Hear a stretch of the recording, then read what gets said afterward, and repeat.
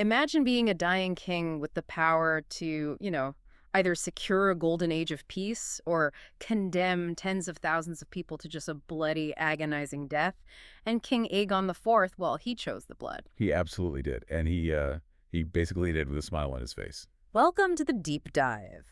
If you're joining us today expecting a classic fantasy tale, the pristine knights, the glorious kings, the honorable duels where the good guy always wins, you need to leave those expectations at the door. Yeah, definitely leave him outside. Today we're acting as lore keepers, unearthing some incredibly dangerous, blood-soaked secrets from a world that actively tried to hide them.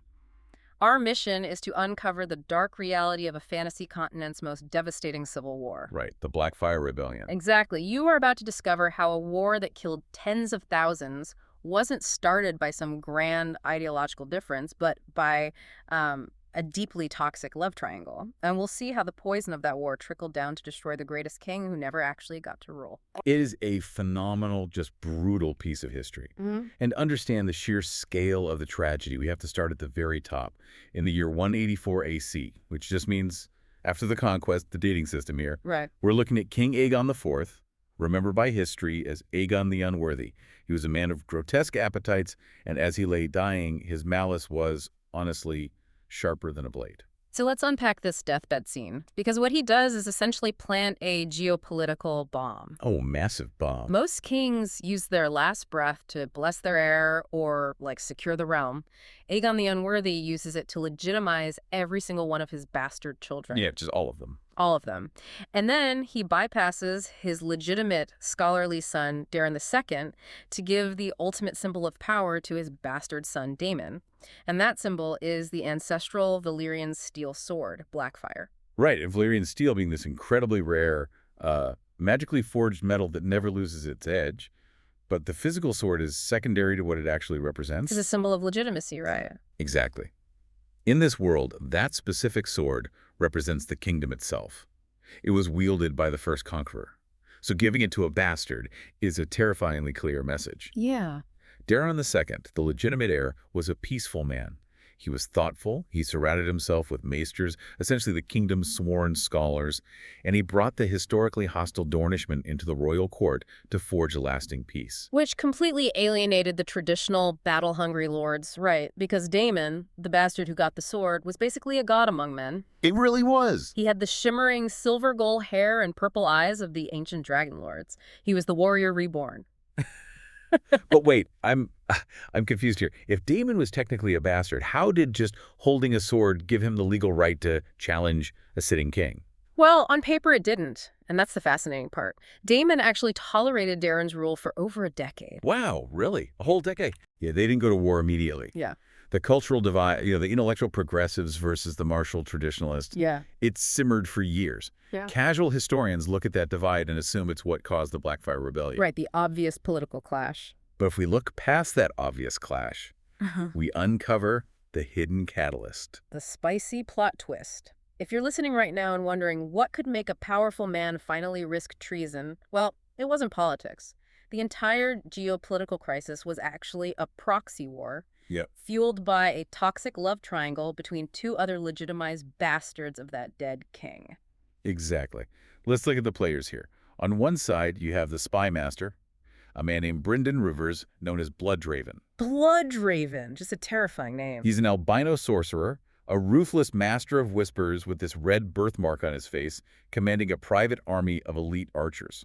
And he supported the legitimate King Daeron. Okay, so he's on the king's side. Right.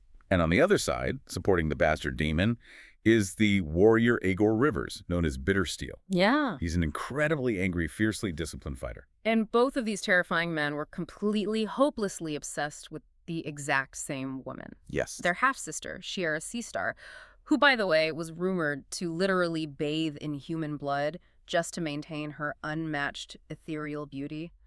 That detail alone tells you what kind of dark, twisted lore we are dealing with here. It's a really dark world.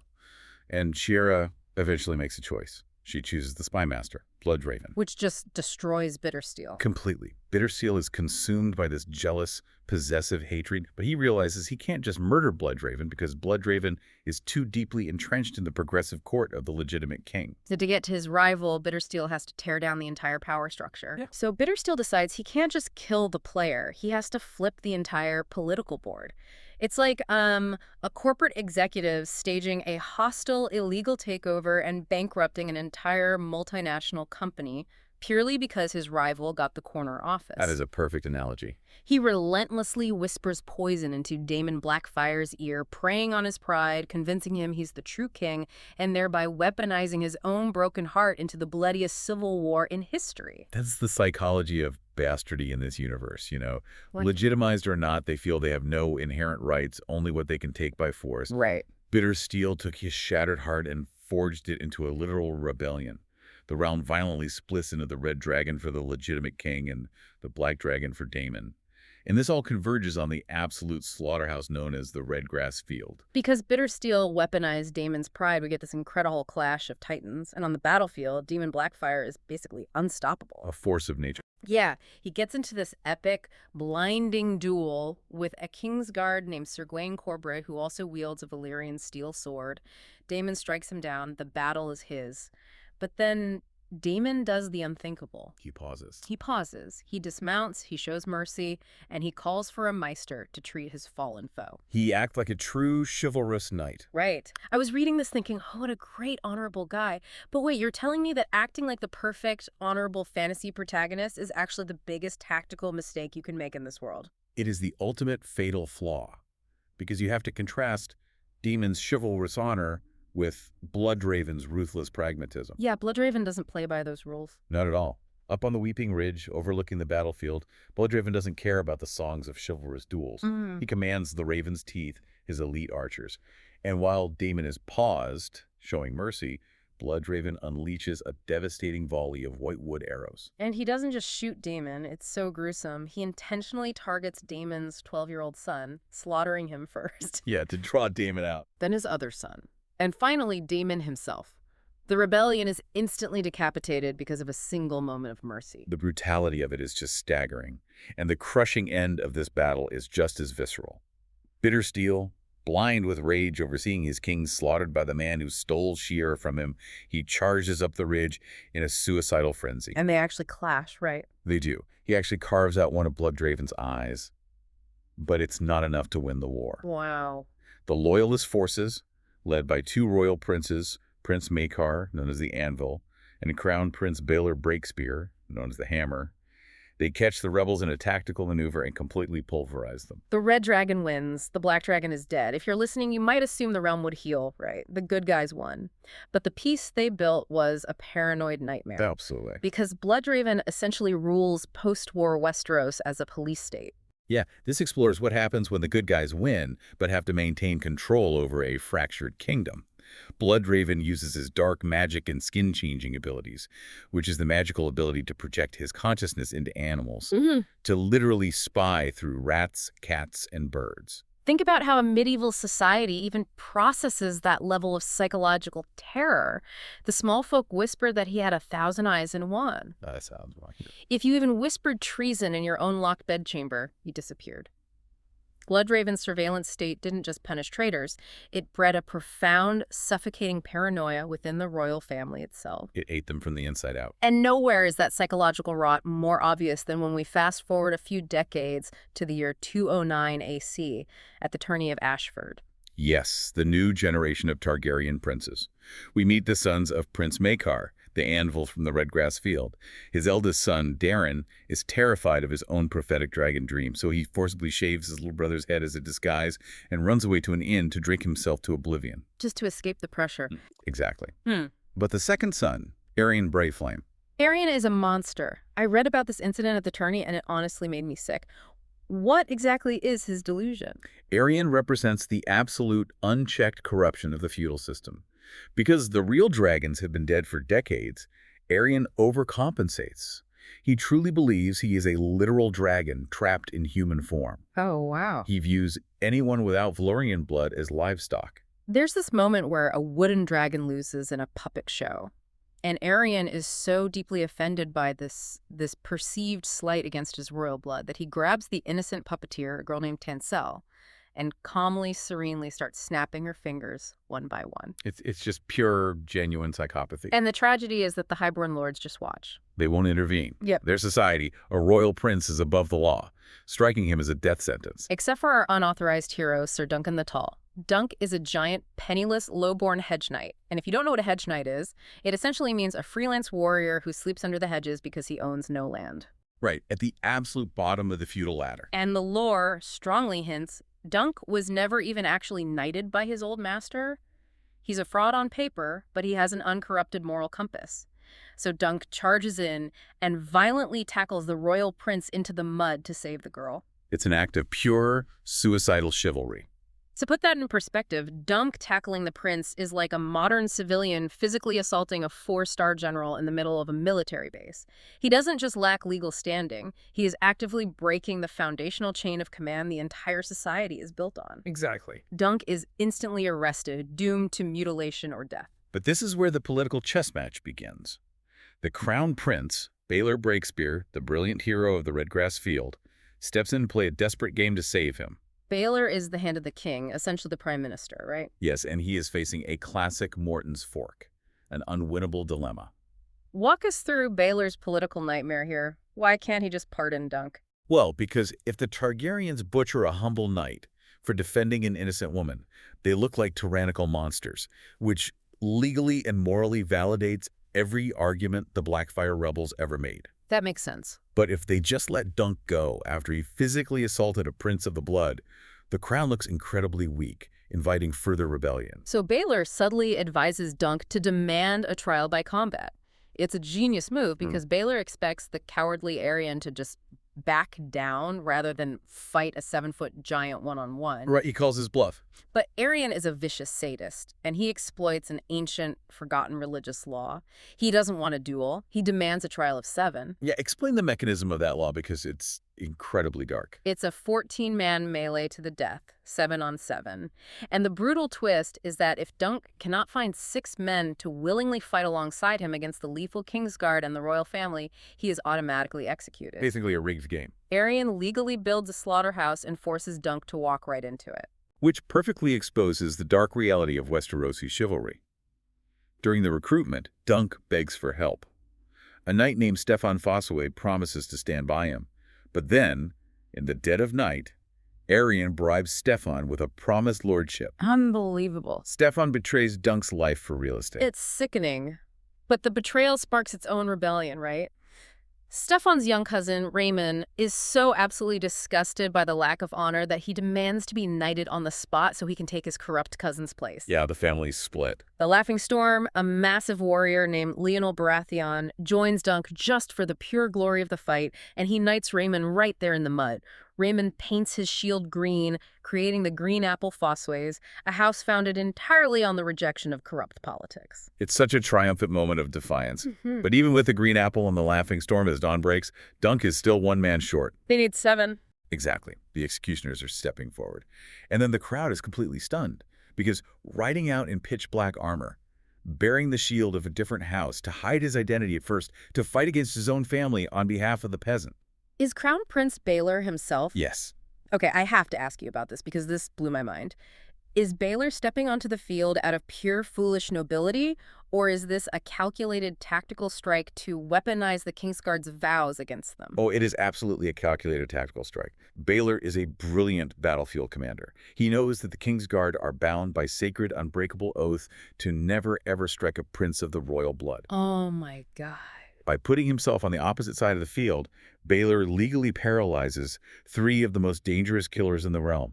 They literally cannot fight back against him without breaking their holy vows. That is tactical genius. And the trap works. Dunk uses his massive size, ditches the fancy swordplay, tackles Arion into the mud again, and physically beats him with his shield until the prince whimpers and yields. He humbles him completely. The good guys win. But the tragedy of this deep dive is that victory always demands a blood sacrifice. It does. And the sacrifice comes from an agonizingly human place. While Dunk is fighting Arion, Baelor is fighting his younger brother, Prince Maekar. Right, the Amneville. Now remember, Maekar suffers from decades of successful sibling syndrome. He has lived in the shadow of the perfect, beloved Baelor his entire life. Baelor is fighting purely defensively, pulling his punches, not wanting to hurt his jealous brother. But Maekar loses control in the chaos. Fueled by all that suppressed rage and lifelong jealousy, he swings his heavy iron mace with raw, unthinking ferocity, and he strikes Baelor right in the head. The blow is catastrophic. But in the adrenaline of the moment, nobody realizes it. The trial ends, Dunk is saved, the crowd cheers. Baelor steps forward to accept Dunk's fealty, but he casually complains that his fingers feel strangely like wood. This is the shocking reveal that honestly made my stomach drop. With the help of the squires, Baelor reaches up to remove his cracked, battered helmet, and when the steel is pulled away, a chunk of his skull and brain matter comes with it. It's horrific. He just collapses dead in the mud. The absolute best hope for the realm, the greatest king they would never have, killed accidentally by his own brother. And if we look deeper into the lore here, we see the terrifying mechanics of self-fulfilling prophecy at work.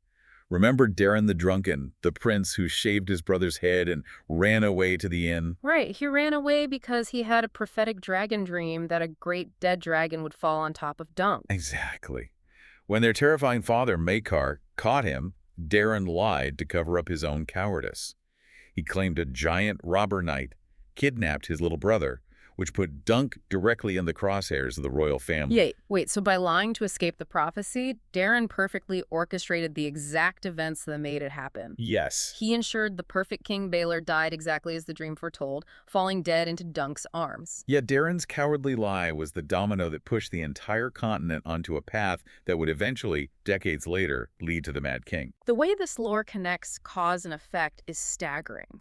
And you would think the tragedy stops there with the royals. But the poison of this civil war trickled all the way down to the dirt, proving that history's scars literally never heal. They really don't. 2 years after Baelor's death, the realm is practically unrecognizable. Yes, the Great Skunk Sickness has ravaged the continent, a plague that killed tens of thousands, including the sitting king. And on top of that, a brutal baking drought is suffocating the land. In this post-apocalyptic environment, Dunk is serving a pathetic, nostalgic minor lord in the Reach named Ser Eustace Osgrey. Eustace rules from a tiny, crumbling tower and constantly mourns his dead sons. Yeah, living in the past. And there's this seemingly meaningless local feud over a dried-up stream called the Checky Water. The stream has been dammed by the neighboring ruler, Lady Rohanne Webber, known as the Red Widow. The smallfolk whisper that she is a black magic witch who poisoned her 4 husbands. Eustace is so blinded by his pride over this water that he forces Dunk to conscript 8 starving, slack-jawed peasants with pitchforks to fight the Red Widow's professional, heavily armored knights. It's a literal suicide mission over a puddle, so Dunk rides out alone to confront this supposedly monstrous witch. But here is the final brilliant lore twist. When Dunk confronts Rohanne, he has an absolute aha moment. Oh, this is the best part. He realizes she isn't an ugly witch brewing poisons. She's a brilliant 25-year-old tragic survivor. This is a masterclass in weaponized reputation. She's trapped in a patriarchal nightmare where her lands will be given to a predatory male cousin if she doesn't marry a 5th husband within a month. Her previous husbands died of natural causes and in battle. Right, but she realizes that in a society that views her as weak prey, leaning into the rumor that she's a terrifying, murderous Black Widow is actually her safest form of armor. Exactly. She owns the rumor. She actively uses that monstrous reputation to keep ambitious lords terrified of her. She is a master of political survival. But the devastating truth she reveals to Dunk completely shatters the illusion of his noble service.